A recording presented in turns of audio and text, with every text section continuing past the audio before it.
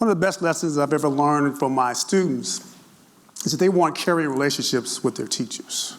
They want teachers who support them, who push them, who treat them like individuals, not like test score. And when they know that you care about them, they'll work harder for you, behave better for you, and perform better academically just for you, just because you care about them. Quick story. Last semester, I had a young man who had some difficult times. He was failing all his classes.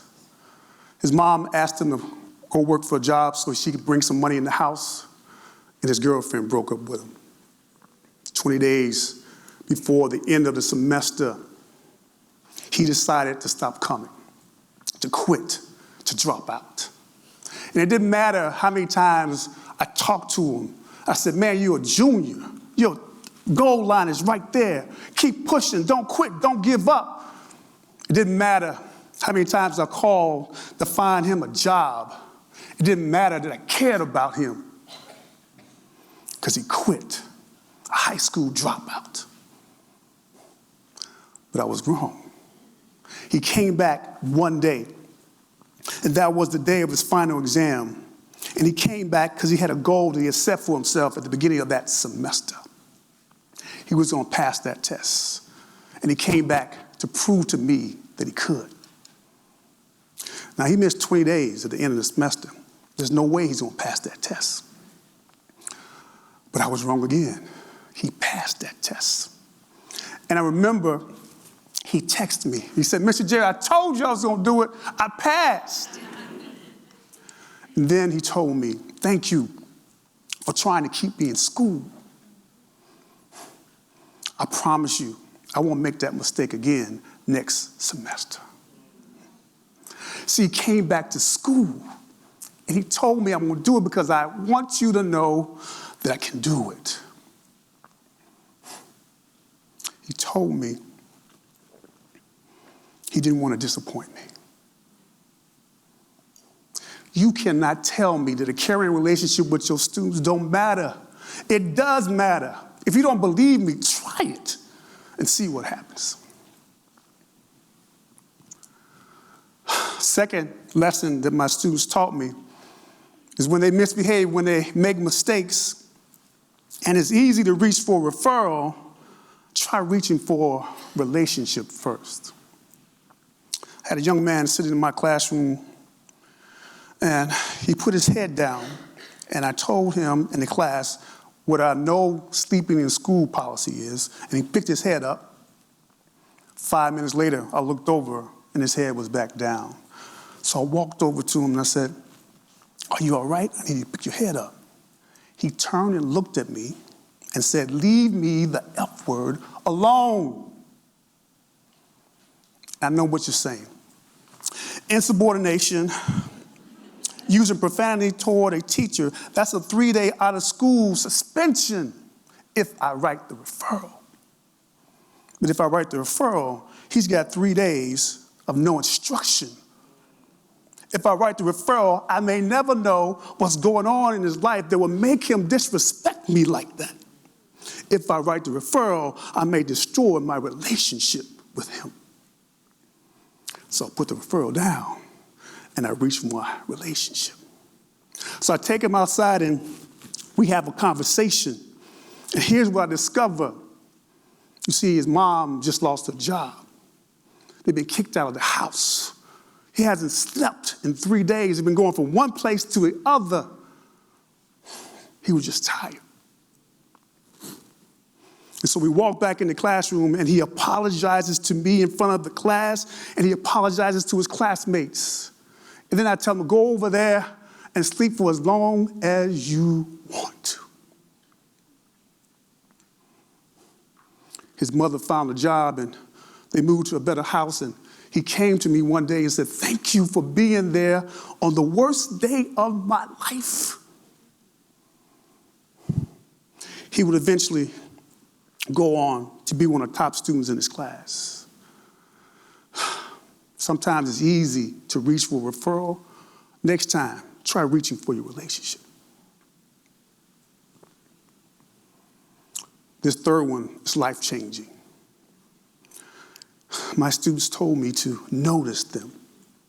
How many of you, when you're standing in front of your door and your kids are coming in, you actually notice them? You notice if they're having a bad day, if they're depressed. And if you do notice that, what do you say? And what do you do? Well, I noticed one of my students, as she was walking into my classroom, she was not herself. She was kind of sad. So I pulled her to the side and I said, "What's wrong?" She said, "I'm fine, everything's fine."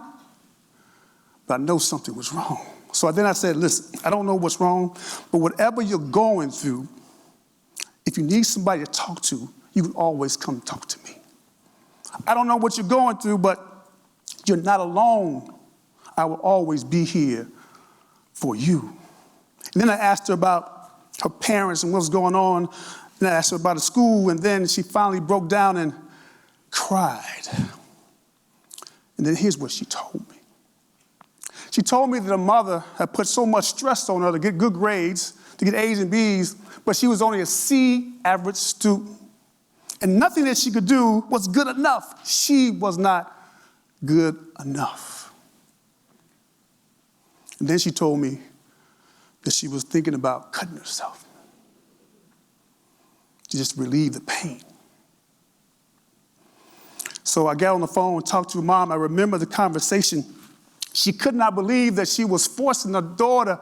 She could not believe that her daughter was thinking about cutting herself.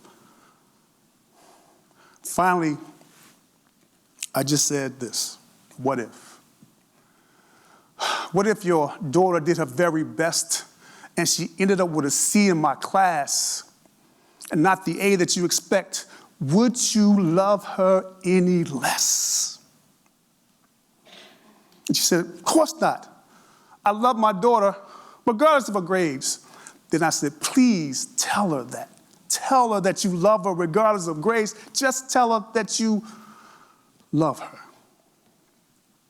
The next day, the young lady runs up to me and gives me a bear hug, and she says, "Thank you, Mr. Jarrett. I don't know what you said to my mother, but thank you." You see, I've been noticing kids for quite a long time. As a matter of fact, last 10 years, here's what I uncovered. 10 suicide attempts.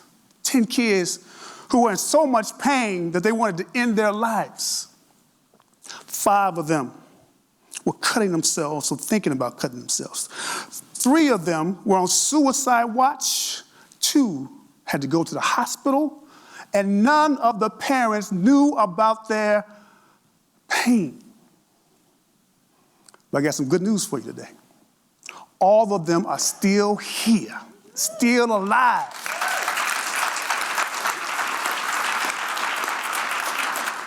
Because one teacher cared enough to notice them. What about you? Will you be that one teacher? Because they're waiting for you to notice them. They're waiting for you to save them. Now, I'm not supposed to do this, but I want to read a letter. On the last day of every class, I ask my students to write me a letter of a note to express how they feel about the class and their thoughts about the class. This is not one of their letters. This is a letter that I wrote to them. So please bear with me. This letter is for my students. Thank you all for the lessons that you've taught me. The lessons that made me a better teacher and, more importantly, a better person. Thanking you for allowing me to experience true joy, the joy that only comes when you're doing what you're called to do. I am thankful because when I'm standing in front of you, there is no other place I'd rather be. When I'm standing in front of you, somehow my life has meaning. And when I'm in front of you, I know that's where I belong. Thank you. I love you forever. Your teacher, Mr. Jarrett. Thank you.